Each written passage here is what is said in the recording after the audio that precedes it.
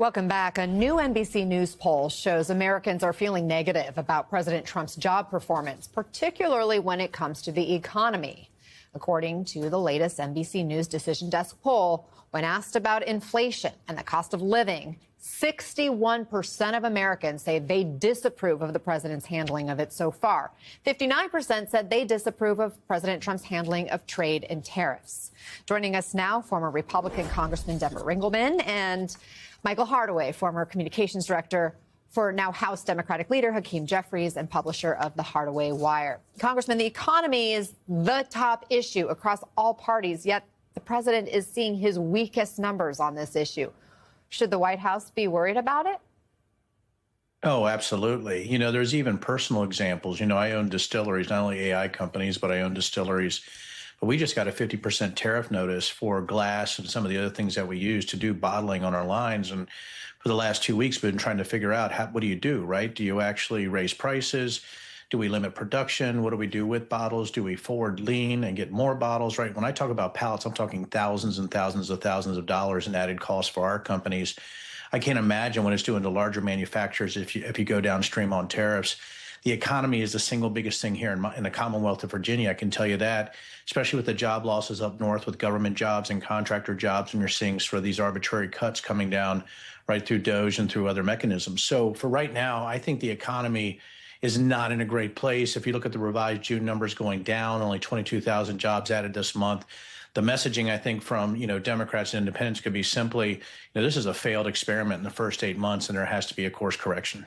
And so, Michael, what kind of opportunity does this present for Democrats? And what is the message? It's one thing to say, see what President Trump's policies are doing. It's another to present a clear and motivating vision for people to choose Democrats in the next election. Yeah, the congressman is right. I mean, this economy, it's a bloodbath. You've got $1.2 trillion in credit card debt that people are now relying on because they have no money, and they're using that to pay for groceries and everything else. And Democrats have to answer that with a message. Just like Republicans had the contract with America in the 90s, Democrats should create their own. They should say, this is how we're going to improve your lives. What kind of options could they offer Americans? Because I think back to the campaign, President Trump was like, we're going to get rid of taxes on tips and overtime. We're going to, reduce, we're going to have the tariffs. And so he's given like specific things that he planned to do, and he's doing it. So I'm a big fan, actually, so Trump has this tax, which he calls tariffs, right? We should, for instance, give a rebate check to every middle class American using that money from those tariffs. It could be $10,000. It could be $5,000. But Democrats should say, we're mailing a check to everyone's house using the money from these tariffs that Trump put in place. That would be one thing that helps everyone. Two new polls out from CBS and NBC News show most Americans do not approve of how President Trump is doing his job. It's a different story with this base. The CBS News poll pegging his approval rating among Republicans at 91%, though. The new polls coming as Trump puts his focus on deploying the National Guard onto the streets of D.C. while implementing hardline immigration tactics. CNN Chief Data Analyst Harry Enton is here to run the numbers on all of this, and we do have some fresh numbers today. So, Harry, what are they telling us? Yeah, I think they're telling us what we know about the Trump presidency is that Americans don't like it. So why don't we just take a look at these new polling that we have, and he remains underwater. Look, the CBS News poll, look at that. He's 12 points underwater. You want to go over to NBC, you want a different network? You can go to a different network, but it's the exact same story. 14 points underwater, double digits on this. This has been the story throughout much of the Trump presidency. He remains underwater as we get past Labor Day, Jessica. And just how consistent have Trump's ratings been? Yeah, okay. So this, to me, was the fascinating thing because, I come on either every Saturday or Sunday or sometimes like this weekend, both days, and I talk about, Trump's approval rating, he's underwater. I come up with some witty line or some line I think is witty, like he's more underwater than the Little Mermaid or something like that. And I decided to actually look, okay, how long has this dude been underwater? All right, so let's take a look at it. All right, negative net approval rating for Trump every single day. every single day in my aggregate of polls since March 12th. Since March 12th, in terms of number of days, 180 days in a row he has been underwater. That is basically half a year. You know, the NFL season started this week. You basically have to go back to the end of the last NFL season to find a day in which Trump was above water. The bottom line is he has been swimming with the fishes for a very long period of time, Jessica. And what groups has he lost ground with?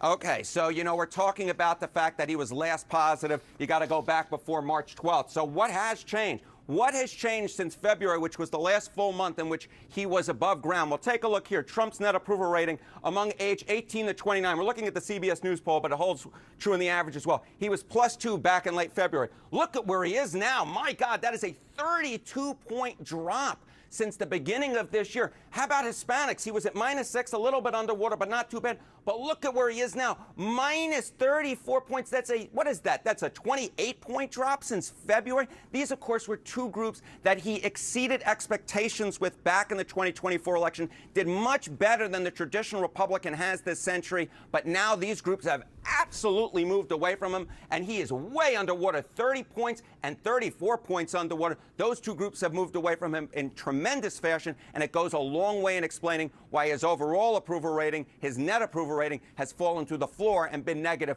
for such a long period of time, Jessica. And what issues does he do well with?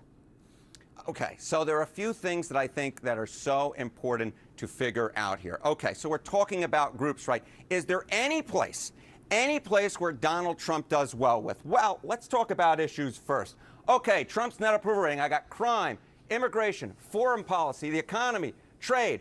There's a whole slew of red, and this isn't Republican red. This is negative red, Jessica Dean. -2 points, -3 points, -12 points, -14 points, -17 points. On all the key issues of the day, he is underwater, Jessica. No wonder you can't survive in a presidency having a positive net approval rating when you're underwater on all of these different issues. And, of course, crime and immigration were two of his best issues, and now he's underwater on all of them. And then, of course, the economy, which was the reason he was reelected in the first place. This is the one I really circle here. He's 14 points underwater, which basically looks pretty much like those CBS News and NBC News polls, which have him at -12 and -14 points.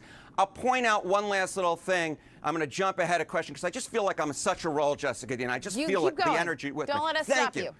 Thank you very much. So we see all this negative, but the thing that you pointed out at the beginning that I think is so important, what is the one saving grace for Donald Trump right now? And that is the Republican base. What are we talking about here? Well, take a look here. Republicans who approve of Trump. Well, in the CBS News poll back in February, look at this. It was 90%. Look at where it is now. You mentioned it at the top. It's at 91%. As long as this Republican base sticks with him, as long as he's hearing the good news from the conservative talk radio host, as long as he's hearing the good news from the folks out there on the right, he's going to think he has very strong support. So I don't think that Donald Trump is going to do anything differently as long as this 91% holds. And as I said, it's steady as ever because that's actually a point higher than it was in February, Jessica. All right, Harry Enton, running the numbers as always. Thank you very much. There are big, urgent questions about just how stable America's economy is with President Trump in the driver's seat.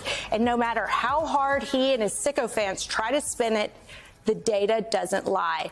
And neither do the voters. And the voters are not impressed. Brand new NBC News polling released today shows Trump's economic policy is underwater. Just 39% of U.S. adults approve of his handling of inflation, while 41% approve of his approach to tariffs and trade. But we all know that rule number one of working for Donald Trump is you can never admit when you're wrong. Here's Treasury Secretary Scott Bessent giving us a demonstration this morning on Meet the Press.